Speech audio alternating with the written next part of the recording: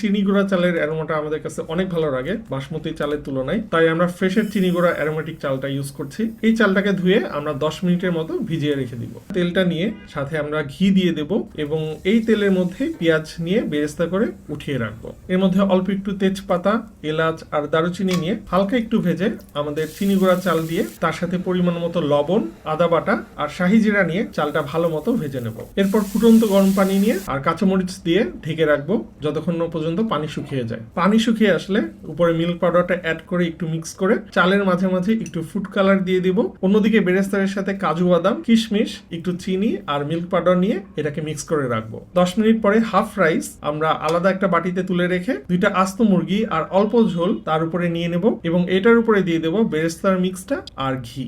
এরপর আমাদের হাফ রাইসটা মুরগির উপরে দিয়ে দেব এবং তার উপরে আবারও বেরেস্তা আর ঘি ছিটিয়ে দিয়ে এটাকে 20 মিনিট দমে দিয়ে রাখলে আমাদের বিরিয়ানি রেডি।